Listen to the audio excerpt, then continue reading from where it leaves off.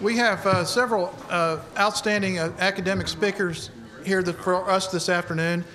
And before we get started, I just want to make a couple of announcements. First of all, if you're interested in more archaeology, tomorrow at the Battleground, the San Jacinto Museum of History Association is having a festival which will include a lot of events for children, but also Roger Moore and Dr. Gregg will be there and will be giving lectures from time to time throughout the day.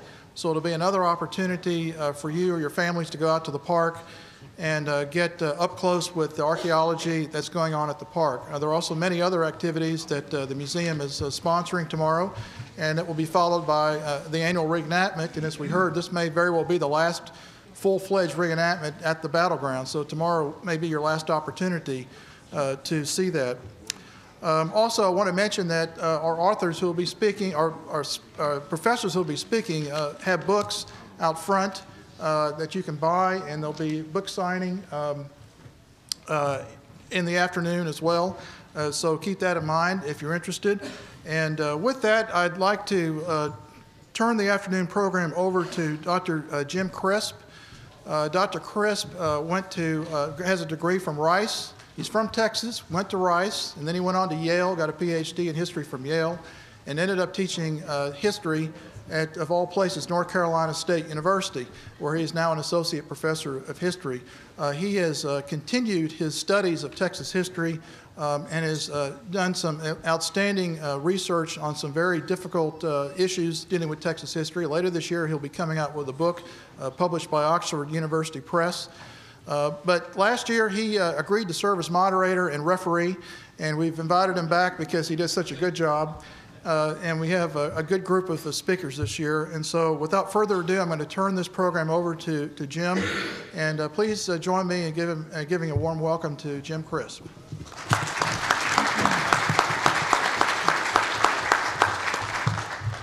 Thanks very much. I'll keep this short. I've been to all four of these, first as a speaker, then as a gadfly, and now as a moderator for the third and fourth ones, and I'm very honored that I was asked to come back.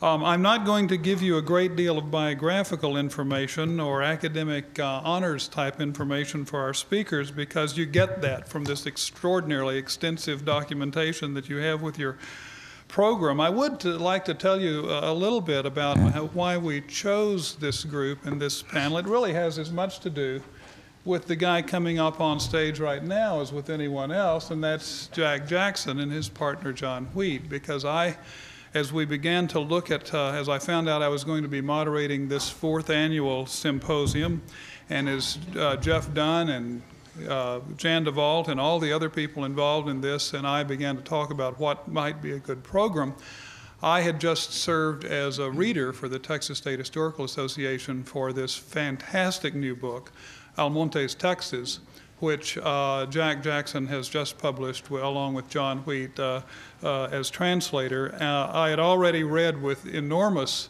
admiration the book they had done previously with the University of Texas Press, Texas by Terán, with the diary of General Manuel Mieri Terán. And Jack has just looked at one Mexican observer after another in the 1700s and the 1800s looking at Texas, and you can learn so much from these documents. And now, for the first time ever, thanks to Jack and John, we have this secret report that Almonte compiled during and after his 9-month tour of Texas in 1834. What he saw, what he recommended, and then what he helped carry out in 1836 until the plans were cut short at a place that you're fairly familiar with, San Jacinto. In any case, we thought about, as Almonte was speaking for the Mexican government and making plans for the Mexican government to a greater extent than anyone, including, I think, Santa Anna, we began to think about looking at the Texas Revolution from different perspectives, and it's the coming of the revolution. And I thought, we all thought, how appropriate then to look at it from the point of view of the Anglo settlers who had come in with Stephen Austin and others, and also from the point of view of the Tejanos, who for generations had been in Texas and often struggling for autonomy. And in thinking about the people that we ought to have speak to those issues, obviously at the top of our list were these two people, Gregg Cantrell and Andres Tijerina. That's what we asked these four gentlemen to do. Jack tells me adamantly that he does not do stand-up comedy. And so he will be throwing barbs at John while John's trying to get through his paper, and then taking part in the Q&A session and in the panel discussion afterwards. John doesn't mind if I break in occasionally. It doesn't seem to affect his chain of thought, so I may chime in from time to time. Yeah, that's not what John said, but I expected that you'd do it anyway. Let me just, as I introduce these people individually, I'll tell you just a little bit more about them. But in the interest of time, I'd like to start just with Gregg Cantrell. Gregg and I have been doing something for the last few months that no one else in this room, I dare say, has been doing, and that's reading copies of the newspaper from Henrietta, Texas. I'm doing it because I subscribe to it, and I try to keep up with what my homeboys are doing. Gregg is doing it because he's reading an earlier version. It's not the Clay County Leader, it's the Henrietta Independent, as Gregg tries to get a handle on what's going on with down-and-out farmers in the 1890s as he studies what will be his next project, and that is the Populist Party of Texas. Gregg is a man of many parts and knows a lot about Texas history. You can't take Bob Calvert's place with Arnoldo de Leon in that textbook without being a man of many parts and knowing a great deal about the history of our state. For me, Texas history pretty much ends in 1846. I don't have to worry about it beyond then. But he has to, as a textbook author now, he has to be much more careful and much more Catholic in his taste about Texas history. So without further ado, I'll give you the other person who's been reading these newspapers from Henrietta, and that's Gregg Cantrell. Please welcome him.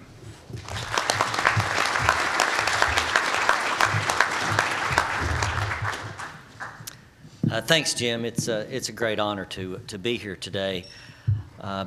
When Jim first contacted me about doing this, oh gosh, 6 months ago or whenever it was, I sat down and tried to think about what my approach should be to the topic of Anglo-Texans in the years leading up to San Jacinto, and what I decided not to do, and I hope people aren't too disappointed in this, I decided not to talk about the sort of textbook political and military milestones, the passage of the law of April 6, 1830, the conventions of 1832 and 33, the imprisonment of Stephen F. Austin, Santa Anna's rise to power, all of those things, because I figured this is an audience of aficionados of Texas history, and they probably know these things. What I decided to do instead was to talk more about the sort of thinking, the mindset, the mentality, the character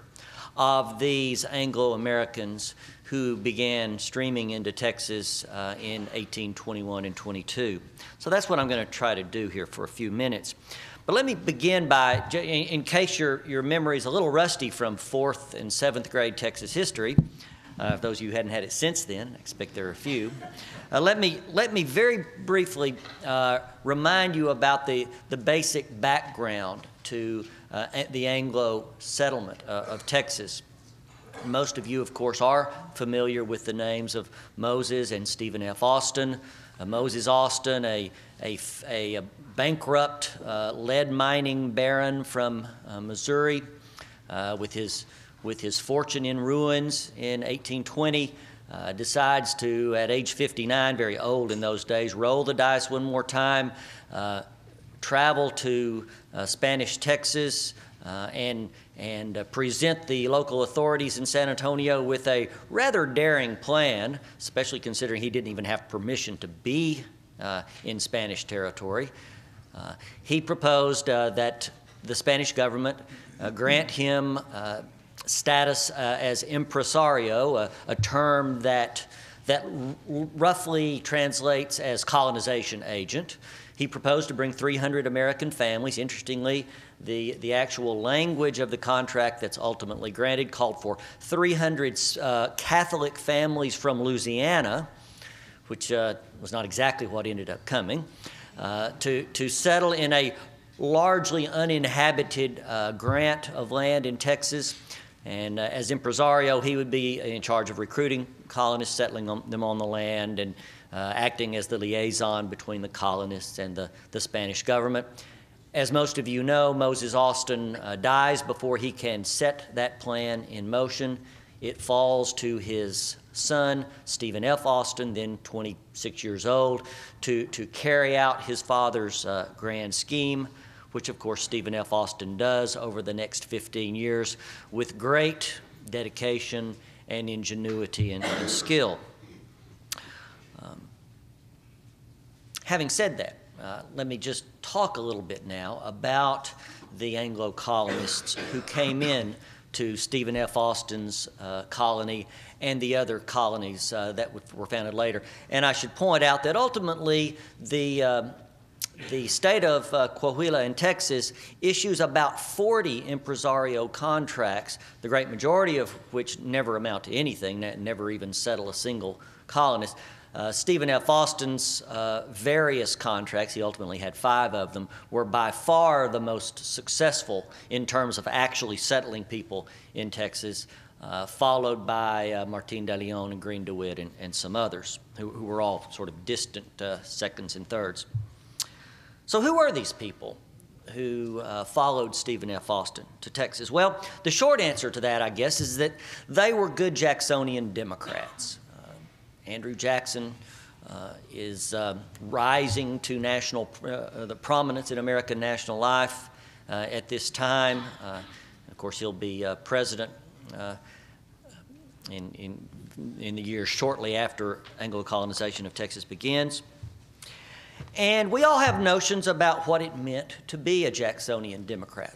What did it mean? It meant that you were fiercely individualistic. You didn't like taking orders from anybody. It meant that you were a strong believer in the equality, at least the equality in the eyes of the law, of all white men. It meant that you were fiercely proud of not only of your American heritage as free men, but it also meant that you were willing to defend your honor with violence if necessary. And the kinds of Jacksonian Americans who settled Texas in many ways were the most Jacksonian of a nation of Jacksonian Democrats. Because after all, these are Jacksonian Democrats who are willing to leave their country behind, strike out into a foreign-controlled wilderness, brave the elements, take your risk with wild animals and often hostile Indians. And so these are the most individualistic, the most rough and ready of a whole society of individualistic, rough and ready Americans. And nobody learned about the essential character of these Jacksonian Americans better than Stephen F. Austin. And of course, my little confession here, of course, I'm going to use Stephen F. Austin as my lens to view these people, mainly because that's why I'm here. I wrote a book about Stephen F. Austin a number of years ago, and that's what I know the best. But also, I think the case could be made, even if that weren't the case, that Stephen F. Austin was in a unique position to know these people. He is, after all, the grand impresario of Anglo-Texas for that 15-year period. And he was a very astute observer of human nature. And all of these things, I think, and he left about 4,000 letters that we can read today in published form and mostly at the University of Texas Center for American History. So I'm going to use Stephen F. Austin as my sort of lens to try to get a finger on the pulse of these Americans who settled Texas. And Austin, in many, many letters, gave his estimation, his evaluation of the character of these people. Listen to one of his early comments about the Anglo colonists. I have had two difficult tasks to perform here. One, to manage the government, and the other to manage the settlers. Of these, the latter was by far the most difficult. I do say that the North Americans are the most obstinate and difficult people to manage that live on the earth. Austin frequently spoke of, and I'm quoting again here, the temper and dispositions of the people whom I've had to deal with. For among the ignorant part of the Americans, independence means resistance and obstinacy, right or wrong. This is particularly the case with frontiersmen, unquote. And it wasn't just a matter of being stubbornly independent either. Austin discovered that these Americans brought with them an innate distrust, if not an actual disdain, for authority figures in general and political officials in particular. An element, I think, of the American character that in large part persists to this very day. For example, Austin once wrote of, quote, a principle which is common to all North Americans, a feeling which is the natural offspring of the unbridled republican liberty enjoyed by all classes in the United States. That is, jealousy of those in office, jealousy of undue encroachments of personal rights, and a general repugnance to everything that wears even the resemblance of a stretch of power. 99 times out of 100, an officer who discharges his duty rigorously and firmly is denounced by the multitude as a tyrant. And he was in a position to know, because he was often on the receiving end of those denouncements. And this became a real problem for Austin as impresario. In 1825, Austin wrote this, one great difficulty under which I have labored is that the settlers are unacquainted with the language and nature of this government. There are no interpreters but myself and my secretary, and consequently no way for them to know the orders of the government but through one of us. This places me in a truly unpleasant situation, for you know that it is innate in an American to suspect and abuse a public officer, whether he deserves it or not. I've had a mixed multitude to deal with, collected from all quarters, strangers to each other, to me, and to the laws and language of the country. They come here with all the ideas of Americans and expect to see and understand the laws they are governed by. And many, very many of them, have all the licentiousness and wild turbulence of frontiersmen. Or one more from 1829. The truth is, the people of this colony are better off and might be happier than any other people on earth. And it is also true that they are now on the broad road to total ruin. They're destroying themselves. Most of the evils that now exist, or are supposed to exist, have their origin with the people themselves. They are too much disposed to run into extremes. At one time, withholding all confidence and suspecting or doubting everything, opening their ears to idle rumors, and at another time, showing the most perfect indifference as to who are elected to manage their affairs, or whether the laws are executed or not. Austin finally pronounced a concise verdict on the character of his colonists in 1831 when he said this, I fear, judging by my own experience, that the predominant traits in the North American character are ingratitude, selfishness, and avarice. Unquote. Which leads me to another aspect of the Anglo-American character that I think we should explore for a minute, and that is what Austin was speaking of there, avarice or greed. Now we could say, okay, there's one man's greed is another man's enlightened pursuit of self-interest, but the line could sometimes be very fine between those two things. Again, as Austin learned. The quote a minute ago when Austin spoke of the wild turbulence of these frontiersmen, let me continue that quote. Added to this, when they arrive here, the worst of the human passions, avarice, is excited to the highest extent, and it directs the vanguard in their attacks on me. Jealousy and envy direct the flanks, and maliciousness lurks in the rear to operate as occasion may require. If a person gets a league of land, he knows that he could have been granted more, and he is therefore dissatisfied, and instead of thanking me for what he gets, he abuses me for treating him unjustly because he does not get more. Austin, from time to time, entertained a very interesting solution to this problem. And here's his discussion of this solution. Quote, immigrants from Europe are not prohibited. This is after the passage of the law of April 6, which attempted to cut off immigration from the United States in 1830. Immigrants from Europe are not prohibited, and I sometimes think that Swiss and Germans will promote the prosperity of this country much more than the North Americans. They will introduce the culture of the vine, olive, etc. They are industrious and moral.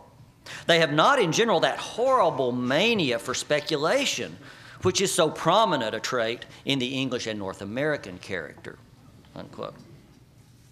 Now, lest it sound to some of you good patriotic descendants of the old 300 like I'm up here slicing and dicing Austin's character and the character of the colonists, let me say that Austin did have a lot of positive things to say about the colonists. For example, he once said this, the settlers of this colony taken en masse are greatly superior to any new country or frontier that I have ever seen, and would lose nothing by comparison with some of the oldest counties of many of the southern and western states. And while Austin went on to admit that some of the colonists growled, and that was his term, when he got tough with wrongdoers, he suggested that their complaints arose, quote, from a defect of judgment, not of the heart. In proportion to our numbers, we are as enlightened, as moral, as good, and as law-abiding men as can be found in any part of the United States, and greatly more so than ever settled a frontier. Indeed, I think there is as much generosity and nobleness of character as in any new country that I was ever in, unquote. In 1829, Austin elaborated on the potential good qualities that the right kind of settlers might bring to Texas when he said this, suppose that 400 or 500 Southern men of talents and capital and high character were to immigrate to Texas in a body next fall. What can prevent their future prosperity? But do not misunderstand me as to the kind of immigrants. Ardent, inexperienced, hot-headed youths piping from college. Does it sound like any famous Texans we know? Let's see, Fannin, Travis. Or ignorant, self-willed, mobbish mountaineers and frontiersmen who hold a lynch law and who damn those who are in office merely because they are in office, would totally ruin us forever. We need that class of immigrants who deserve the appellation of Southern gentlemen. I would fearlessly pledge my head that an immigration of 400 such men next fall to Texas would permanently ensure the prosperity of this country and the happiness of its inhabitants. Austin's problem, of course, and again, that quote's from 1829. Austin's problem is that description of these Southern gentlemen of talents and breeding and so forth became arguably less of the population as a percentage of the total in the years after 1830 rather than a greater percentage. The character, in other words, of the Anglo-Texas population began to change over time. As immigration increased, as the economy became more diversified. And one manifestation of that changing nature was the dramatic increase in, sorry, Jeff, lawyers. And that was already becoming obvious in 1829 when Austin said this. As regards the lawyers who are causing all the disturbance in the country, I believe they are an evil, and a great one. But they are patronized and encouraged and paid by the people. A distiller of ardent spirit throws into the world a drug that entails disgrace and ruin and misery on thousands of innocent and helpless women and children, sinks many a worthy man from the highest to the most infamous grade of society. Is the distiller or those who support him most to blame? So he let the lawyers off the hook a little bit. The truth is, Austin said, the evil lies in the people themselves. It is part of the national character of Americans to be contentious and litigious. And I do believe that a lawyer would fatten on 100 Americans when he would starve on 10,000 of any other people on earth. And he went on to support arbitration as a better way to settle differences.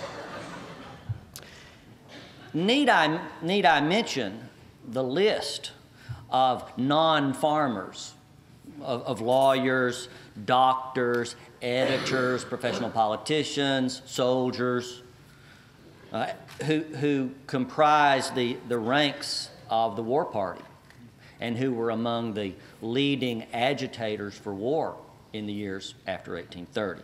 William Barrett Travis, lawyer. William H. Wharton, lawyer. John Wharton, lawyer and doctor, lawyer and editor. Robert Williamson, lawyer and editor. Sam Houston, lawyer, politician, soldier. Branch Archer, medical doctor. James Fannin, slave trader. Jim Bowie, swindler, forger, slave smuggler, land speculator. And it's worth noting that not all the ones I mentioned, but many of them were fairly recent arrivals to Texas when the revolution breaks out in 1835. Historian Paul Lack, in his book, The Texas Revolutionary Experience, noted that the old settlers, and we're defining old settlers as those who came to Texas, got land grants in Austin's and other colonies, settled down to farm prior to 1830, differed from the more recent arrivals, statistically, in their relative reluctance to support the revolutionary movement, and also in their relative reluctance to serve in the Texas military once the revolution began. And none of this takes into account, of course, and this is a great topic for some enterprising historian, the large but still, I think, mostly unknown number of Anglo-Americans who entered Texas illegally, especially after 1830, and settled there.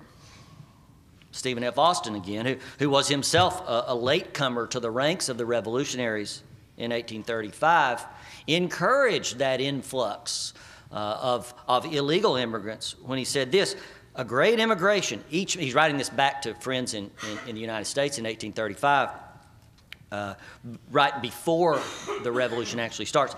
A great immigration, each man with his rifle or musket, would be of great use to us, very great indeed. I wish a great immigration this fall and winter from Kentucky, Tennessee, everywhere, passports or no passports, anyhow. And of course, he largely got that. And finally, of course, there's also the matter of the large numbers of men who came with their rifles and muskets once the fighting actually began. Remember all of those organized military companies who show up at the Alamo and Goliad and so forth, from places like New Orleans and Mobile and Georgia and such. And also those individuals who came alone or in small groups to get in on the fighting. Davy Crockett and his Tennesseans, among others. Paul Lack, in his book, found, and he did a very close statistical study of the membership of all the Texas revolutionary armies, and he found that fully 40% of the men fighting for Texas in the Revolution had arrived in Texas after October 1st, 1835, after the fighting begins. And that's a very revealing figure. As we're reminded by Santa Anna's character in the new Alamo movie, those you've seen it, these men really were, these men who arrived after the fighting began, who arrived strictly to fight, apart, we could argue, the debates of their cause, the merits of their cause, but strictly from a standpoint of sort of international law, these men really were little more than mercenaries or soldiers of fortune, or as Santa Anna called them, pirates. So let me pause here and see if I can make some sense out of all this by summarizing what I've said up to this point. So we've got this fiercely independent population of Anglo-American immigrants, these good Jacksonian Americans, who think and talk and act like good Jacksonian Americans, even though they've left Jacksonian America behind. And they're going to continue to think and talk and act like that, no matter what pledges they've made to Mexico. They are, for the most part, not assimilating. They are not learning Spanish and so forth. Exceptions to all these rules, of course, but statistically speaking. And while they all share the bedrock characteristics of Jacksonian Americans, there is a discernible shift in the character of the Anglo-Texas population in the years after 1830, due primarily to the difference between a landowning farming population and, on one hand, and a group of younger, more ambitious, more likely single men who are pursuing livelihoods other than farming. Men who therefore didn't really have as great a stake in society as some of the old settlers. It's also important to remember the effect that the overall numbers of Anglo settlers has. By 1835, they outnumber native Mexicans, Tejanos, at least by a ratio of 5 to 1, maybe a good bit more than that.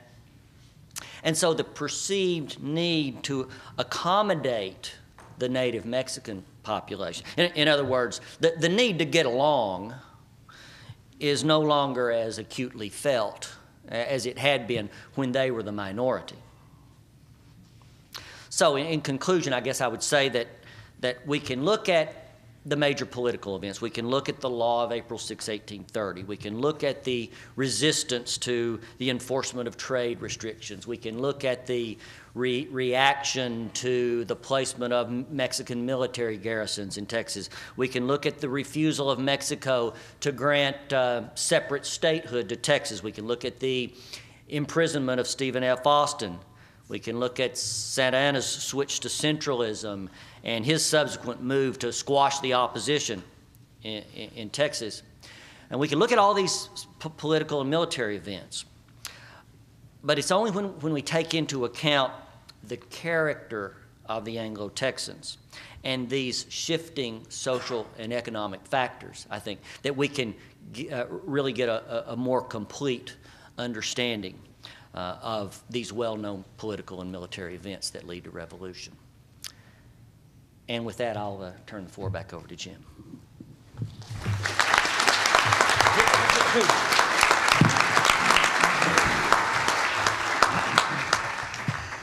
That little book that Gregg mentioned modestly is, of course, his magnificent Stephen F. Austin, Impresario of Texas, published in 1999 by the Yale University Press. Someone asked me today, politely, how the heck do you, and that's not the word he used, how the heck do you teach Texas history at North Carolina State University? And the answer is I teach courses in the antebellum South and the American West, but to my great joy, every 4, 5, 6 years, my colleagues and I each get to teach courses in our specialties. So this coming fall, I'll get to teach a semester-long course with 15 history majors on the history and historiography of the Texas Revolution. And some of my colleagues who know a lot more about that subject than I do don't get to teach courses like that. So I consider myself extremely lucky. When Gregg, and Gregg's book, of course, is one of the basics that I'm using for that course. When he published this book in 1999, it had been more than 70 years since a scholarly biography of Stephen F. Austin had appeared.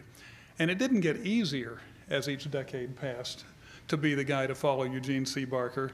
It got harder. And Gregg stepped up to the plate and wrote a book which is a work of wisdom as well as a work of art. And it's just a magnificent one. When I first read Andres Tijerina's Tejanos in Texas under the Mexican flag, 1821 to 36, it was not exactly under the same title because I read it in the form of his dissertation at the University of Texas.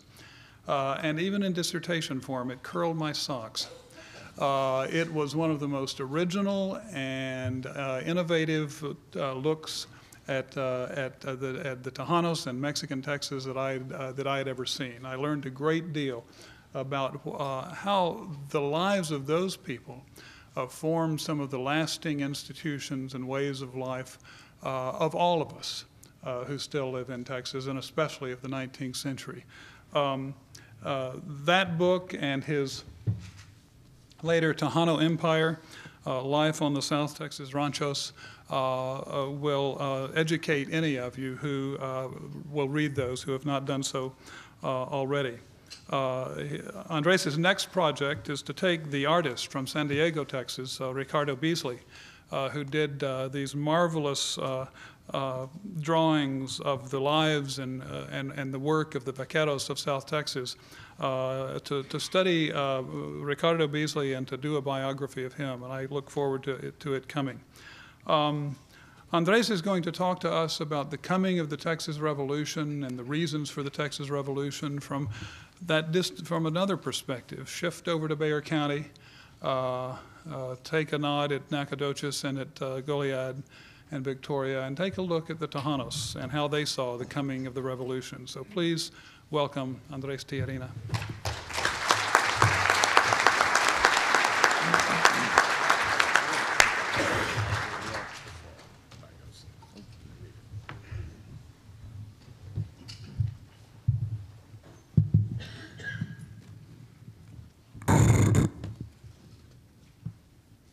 Thank you, Jim.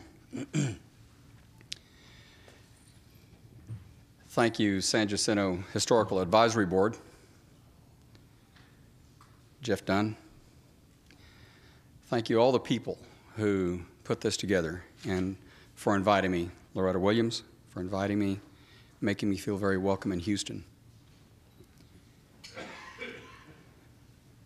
I'd like to talk to you today about the Tejano side of the Texas Revolution. That's a very corny title, but I stole it from a distinguished historian and professor of the University of Texas, Dr. Carlos Castañeda, who founded probably the largest Latin American library in the world, except for the Library of Congress at the University of Texas, the Nettie Lee Benson Library. Castañeda wrote a book he called The Mexican Side of the Revolution, and I read it when I was in college, and I thought, who cares? I'm not a Mexican. If anything, I'd like to know, I thought, about the Mexican Americans, the citizens of Texas. What is their side? They played a role. And sure, for historical purposes, I wanted to know the Mexican side, but I thought Castañeda should have told us what the Tejanos did, because they're American citizens now. Their descendants are American citizens now. They were Tejanos, they were Texans, and I wanted to know what their side was, and I hadn't read it. So that's what you're going to hear. I'd like to identify some issues for you today on the Tejano role, but issues on history as discourse and the role of memory, the public memory, in defining history and our museums. I'd like to talk to you about the Tejano role in the Revolution, their role in history, in Texas history. And I'd like to talk to you about the formation of the Texas identity, the identity of who the Texan is. How did that come about? The Tejano. Very quickly, I'm going to give you a sort of a pat lecture that I give very frequently. It's the one that Jim referred to a while ago that I first thought, I think this is what people have to hear. Before I even get started, let me remind you that when the Anglo-American came to Texas, Texas had a very distinctive culture. These Tejanos thought they were better than other Mexicans. They had lived out on the frontera, the northern edge of Mexico, ever since it was Spain. And they had brought European civilization here, and they had established towns and cities and government and land titles. They had tried to bring justice and democracy. They tried to bring stability to this area. And they fought hostile American Indian tribes. They fought gangsters and cattle rustlers, and they were proud of themselves. So when the Anglo-American arrived here, the ones that We just heard Gregg talk about, Dr. Cantrell speak about the Anglo-American with Stephen F. Austin. They literally wore buckskin. They wore moccasins. They were farmers. These people had, in the words of Randolph Campbell, they had gone to Texas. They had left Tennessee. They were broke, many of them. But 30 years later, that Anglo-American frontier is no longer wearing moccasins and coonskin caps and buckskin and planting tobacco and corn. 30 years later, by 1850, the Anglo-American is wearing Mexican botas. He's not wearing coonskin, he's wearing a sombrero, because in Texas, you put something on your head, it's hot. They weren't so much farmers. Sure, they were farmers, but they learned to ride horses here in Texas. Mesteños. Jack Jackson, the authority on this subject, wrote like a dictionary. This book is so thick with documents on how the Tejanos had brought the ranching industry to Texas and shared it with the Anglo-American. Look, you don't wear moccasins on a horse. Put some boots on. Use a saddle. Here's the way you ride. Here's the way you make a rope. Here's the way you throw a rope. And that's the animal you throw it at. Longhorn cattle. That's where the cattle came from. That's where the longhorn. Tejanos not only gave them this culture, the clothing, the words, the skills, but they gave them the laws. They said, look, not 40 acres. 40 acres is Anglo-Saxon law. Here we're looking at 4,000 acres minimum. And when you get it, it's a homestead. That means it can't be taken from you just because you're in debt. And we want you people to come here to Texas. That's why the Anglo-Americans came. They were welcomed with 4,000 acres minimum, free. That's not an Anglo-Saxon principle. Anglo-Saxons sell land, or you buy it at auction. These people granted it with protection. So it's their land laws, it's their water laws, it's their family laws, little things like that we never think about that these people developed. The principle of adopting a child into a family, that law was written here by the Tejanos here in Texas. So the Anglo-Americans didn't just learn how to eat barbecue. They didn't just learn how to ride. They also learned, hey, when you adopt a child, you can do it legally. They learned the principle of adoption, of a man and a woman actually sharing one in the finances of the family. Community property laws, they're Tejano laws written here in Texas. Many education laws. So let's understand that when we're talking about Tejanos, we're not talking about Mexicans, we're not talking about foreigners, we're talking about the culture that you live and enjoy today. We're talking about the enchiladas you eat every Wednesday. And it's not a frightening thing to become Mexican. You know, you put your boots on, put a hat on, learn to use a rope, say lasso instead of rope, say corral instead of stockade. You eat guacamole instead of corn pone. It's not bad. That's what these people were doing. They were becoming Mexican, just like the Anglo-American used to be English, and on the northeastern frontier, there in Plymouth Rock, they became Americans. So did they here in Texas become Tejanos. They became Texans, and now they were proud, and they thought they were better than other Americans. Hey, Texas brag was in Texas Spanish first. and they call themselves Tejanos. Tejano means Texan. They're the first ones to call themselves Texans. They just said it in Spanish, Tejano. So I always say, you know, I'm very glad to acknowledge my forefathers, Jefferson and Washington. I always thought, there's never Tijerina there. But I'm willing to acknowledge that, by gosh, we got the Constitution from our forefathers, Jefferson and Hamilton, etc. But I always remind my fellow Texans, don't forget to thank your Tejano forefathers every time you get in a car you call a Bronco or a Maverick or a Pinto, and you go down a street you call Alameda, and you go to a place, you cross a river called the San Jacinto, the Colorado, the Brazos, and you go to a place called a Rancho, and you sit on a patio and you eat barbecue. Don't forget your Tejano forefathers and your Tejano culture. You enjoy it every day. So let's understand that. And identity as a Texan, it changes. Different people accept it. You became Tejanos. Other people become Texans. Culture is not, and identity as a Texan is not just for one people, and it doesn't change. It's dynamic. And that's what I'd like to talk to you about today, that history, memory, and what we remember is dynamic. The museums, the monuments, they're dynamic, they change. The Tejano fought for independence. They planted a Republican government here in Texas. They sacrificed. They brought free enterprise. They sacrificed. After 1810, when they declared their independence against Spain, they were sick and tired of being a colony, and they fought until 1821, 11 years.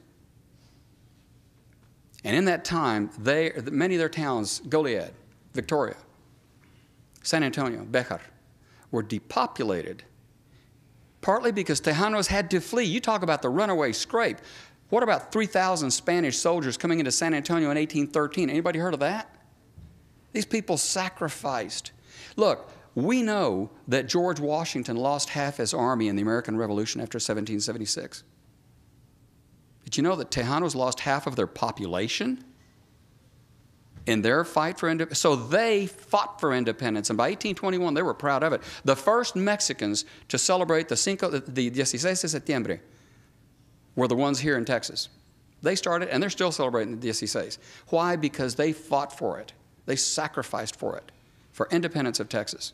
They helped to found the Constitution of 1824 of Mexico, and they were proud of it. And they started celebrating in Béjar the 16th of September immediately. They are the ones who, along with a group of liberal federalists in Saltillo, after Texas was linked with Coahuila as a single state, began to establish a federalist republic here where the state owned its own public domain. And that, you know, is another thing that makes Texas absolutely different from all of those other states. Texas is the only state out of 50, thanks to the Tejanos, who insisted on this principle. We own our own land. Look, the national government, you can have this, you can have that, but you can't take our own public land. Texas still owns its own public land and its own public oil and its own public domain. The Viescas, a political faction down in Saltillo, helped the Tejanos establish and bring in, under their own legislative agenda, Anglo-American cotton farmers. That's what they wanted. They wanted technology, they wanted capitalism, and these Anglos know how to do it. So let's bring them in, give them 4,000 acres, give them protection of the Constitution, and they'll come. And they did. Gregg Cantrell will tell you about that. They poured in and outnumbered the Tejanos. All through the Texas Revolution then, Tejanos fought for and with, alongside the Anglo-Americans. Remember, the Anglo-Americans came because of the Tejanos. The Tejanos were the first ones to declare against Santa Anna. Long before the Anglo, they already were enemies of Santa Anna. They were just more indirect. They did not have the consultation of 1832, 33. They didn't do it openly like the Anglo-Americans did. Anglo-Americans, Gregg's already told you, very vocal. They had a very strong history of being vocal against England, against their own government. And that's what they were like in Texas. Tejanos were not that vocal, but they did turn against Santa Anna in their own way, and they turned Santa Anna against them. In that way, I argue that the Anglo-Americans' identity was really being established long before 1830. Anglo-Americans invited the law of April 6, 1830. They provoked it.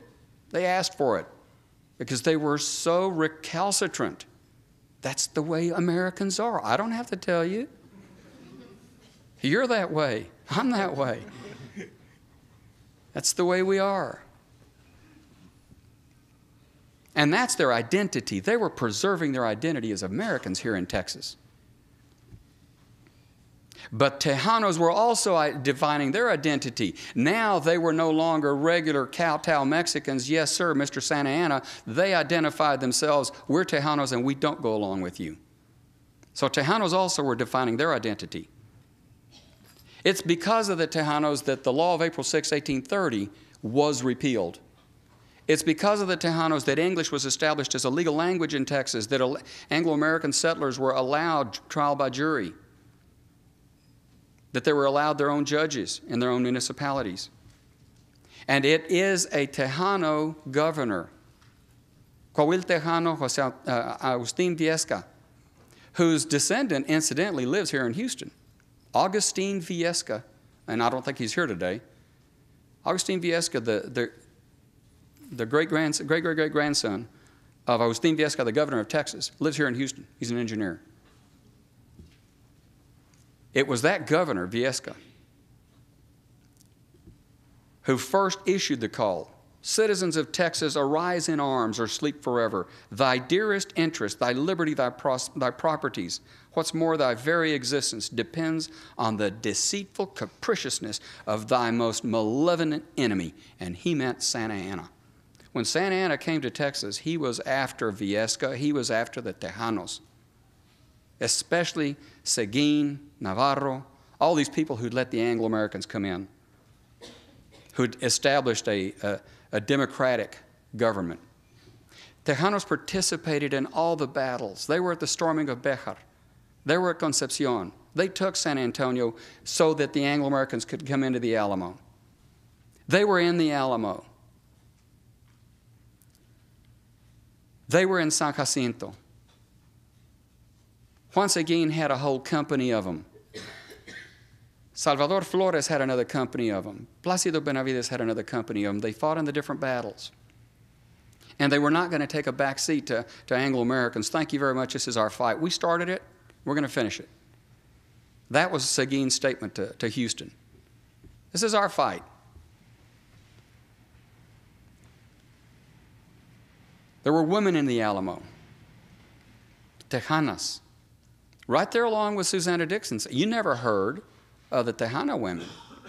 For some reason or other, we call the Tejana women camp followers. The movies depict them as prostitutes. Now, Susanna Dickinson is gone through an apotheosis. She becomes an angel. There were Tejanas. Tejana took care of Jim Bowie until he died.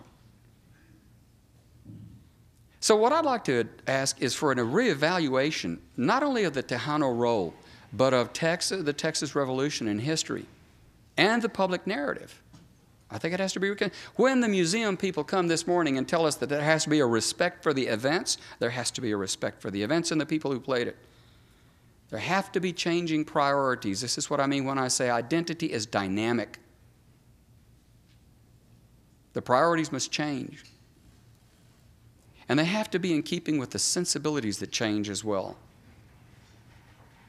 There has to be an inclusive interpretation that sees history for history's sake, not just history for the ones who have last names like ours. When you are talking about a battlefield of the Civil War, the American Civil War, you don't just say, and our Union soldiers died here. Hey, what about the Confederate soldiers? They're Americans too. You say what happened at the battle. They're all soldiers, and none of them want to be there. Many of them are crying. Many of them wish that they could just turn around and run away. And I've been asked, did Davy really die? Night before last, a gentleman asked me, as a historian, tell me, he says, did Davy really die? And he says, but doctor, before you do, don't hurt my feelings. He says, I'm serious. And the man was almost crying. He says, if you're going to hurt my feelings, don't tell me. Was he a hero? I said, Sir David Crockett was a hero because he knew he was going to die and he stayed. And he symbolized something. He represented something. He was a hero. And you don't have to embellish and tell me that he swung old Betsy and killed 20. Don't do that. Tell me what he really did. You want hero, you want drama, tell the truth.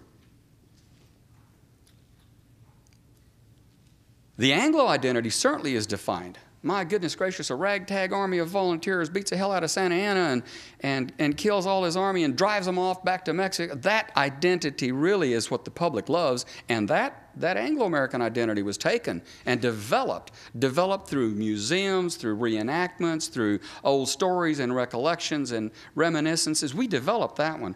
But what about the Tejano identity? Did we develop that one? What about the Tejano sacrifice? 50% of their men, women, and children for independence in Texas. What about that independence in Texas? Unfortunately, we remember when we want to remember our own culture in positive terms, many times we either don't remember, we silence the others, or we simply exclude them from our beautiful memories that we have of our own people. Or sometimes we even demonize the others, and we make them in paintings look like gorillas, black skin that looks dirty. And ours we put a halo over, always wearing a white shirt. And the other guys are depicted coming up stabbing somebody from behind in a battle. Very often. And it's people like Holly Beecher Brer, anthropologist Richard Flores, in his book Remembering the Alamo, Dr. James Crisp, a national authority on investigative history. You want to know why he can teach Texas history in North Carolina? Because when this boy talks history, people listen. He is a national authority in Texas history. And he can teach it anywhere. In Italy. True or not, Jim? He confesses. People like Dr. Crisp, people like Dr. Flores, people like Holly Beecher Brer are reminding us that there is a demonization process, and a lot of times it's reflective of economic changes that the nation goes through, that the state goes through. Jim, I have 1 o'clock. Is that about right? Yeah, so it's Okay. 2 o'clock now. I'm sorry, 2 o'clock. Okay. And I have another 15 minutes. Another 15, Yeah, okay. if you need it. I'm just assuring I need it, Jim. I need 15 minutes.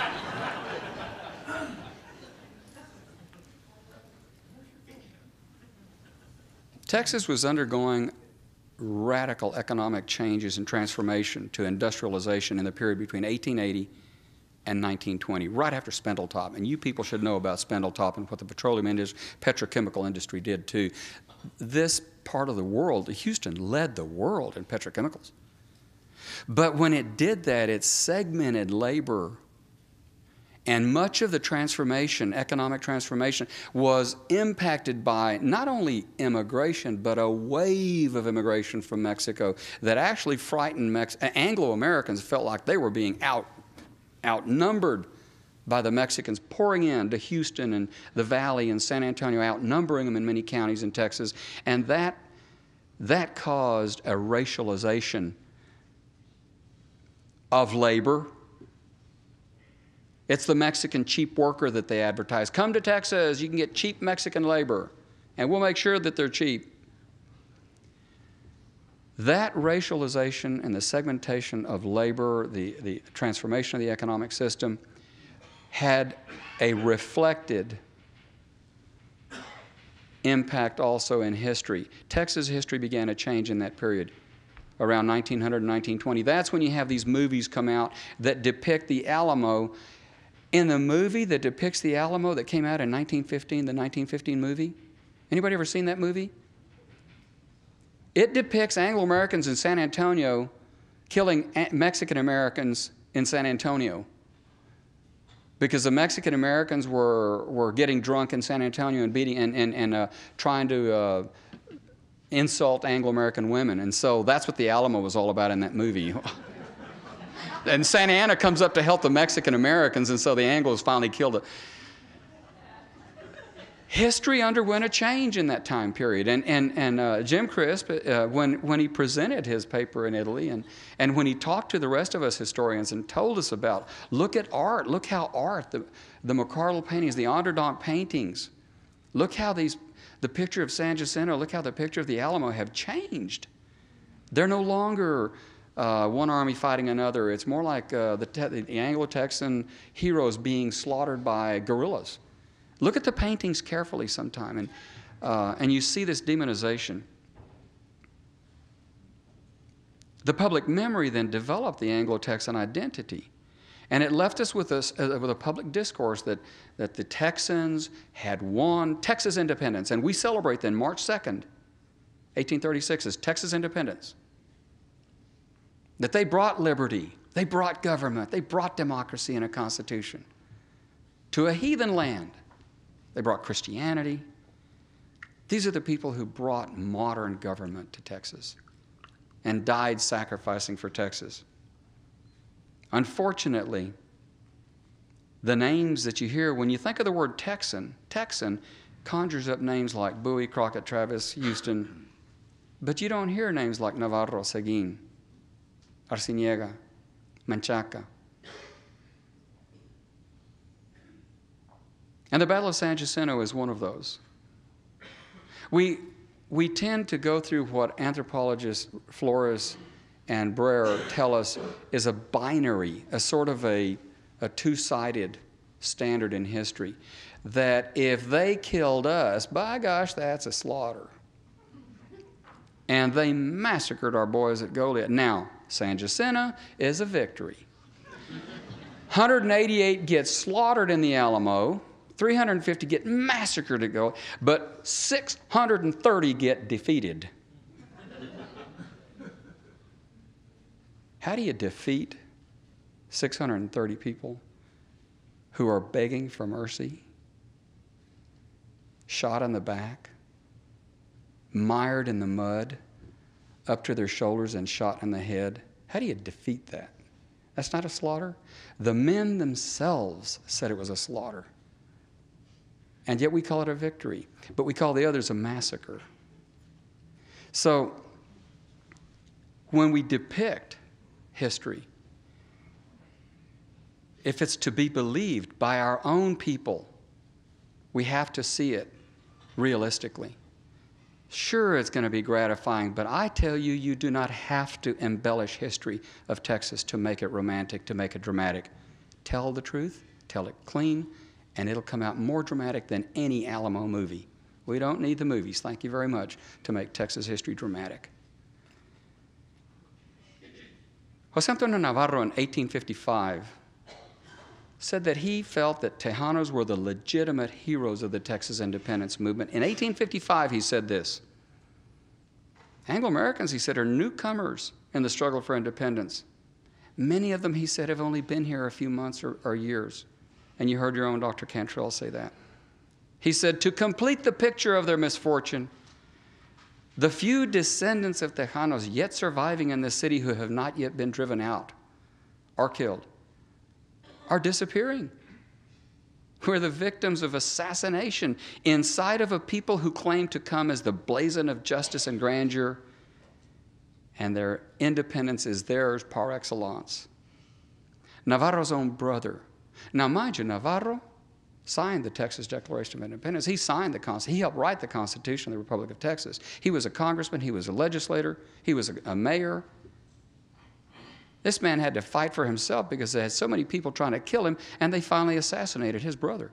Juan Seguin had to leave San Antonio. Juan Seguin is the, you talk about Texans in battles, Juan Seguin that was in the Alamo in the siege and sent to try to bring the Texas Army to help. So as a result, when he was kept here by Houston, he was in the Battle of San Jacinto with his troop here in San Jacinto. How many Texans do you know who fought in both battles, Alamo and San Jacinto? You want a Texan? Juan Seguin. There's your Texan. But we don't call him a Texan. We call him a Mexican living in Texas. How do you come to a place and you're here 2 weeks and you become the native Texan? And those other people who've been here for 150 years are Mexicans, get off my land. How do you do that? Much of Texas history has been written and preserved by public memory rather than documented facts. For many years, it was even taught through comic books. In the schools, I had to read those textbooks. And they're not books, they were just comic books that depicted the Mexican. I'll never forget the line that says, well, the buzzards wouldn't eat the Mexicans after the Battle of San Jacinto because they had too many chili peppers in their belly. I had to explain to my 8th grade teacher, she asked me, she said, Andy, that was my name, not Andres, not the name after my uncle that my father had given me, but Andy. Tell us how come the Mexicans killed David Crockett. Me, I don't know. I wanted to wear a coonskin cap up until that point. After that, I just said, I don't think I want that coonskin cap.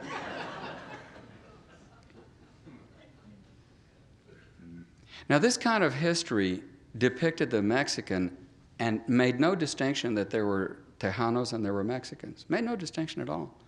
They're all bad because of their culture, because they don't know how to run a government. And it depicted this binary image of an Anglo-American as the paragon of virtue and democracy. They brought democracy. And they gave us independence. If it hadn't been for them, we wouldn't have had independence. Unfortunately, it served the purpose of Anglo-American gratification, but at the expense of other Texans. Women are Texans too. African Americans are Texans too. Tejanos were Texans in the 1700s. We're all Texans. We all have a history. This place didn't get beautiful just because of one culture, one people. It's beautiful because we have all of our different cultures. Because some brought the sense of constitution, some brought the culture, some brought the names. In fact, I've always said, really the most romantic, beautiful things about Texas, you know, the Longhorns and the Mustangs and the Boots and the Shafts and all, and the Huevos Rancheros. And the beautiful names, Guadalupe and San Jacinto and all that. I've always said the most beautiful thing about Texas is the Mexican heritage that it has. And I've always said, you know, I don't want to offend anybody, but I've always said if it wasn't for the Mexican heritage, Texas would be Ohio.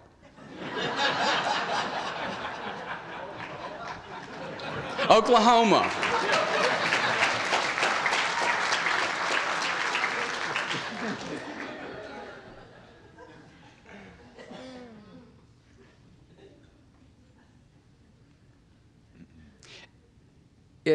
Our history has too often silenced real Texas heroes that can make Texas a much more beautiful place to live in and to remember and to commemorate when we do our reenactments, when we have our museums, when we tell our history. For too long, Texas history, even that taught in the books in school, has alienated many loyal Texans from the public discourse. Much of Texas history is accurately proud, but much of it is exclusive, even vindictive, of our own fellow Texans. And I say that the Texas public has to decide. Someday we have to decide. Someday we're going to have to decide, people, whether Texas history will include or will continue with so much comic book content in the history, such as a binary view that we have even today that excludes a major racial and cultural population in Texas, or whether we want it to accept a documented state history that commemorates all Texans and helps us to forge a unified community of Texas for the future, once and for all. Thank you.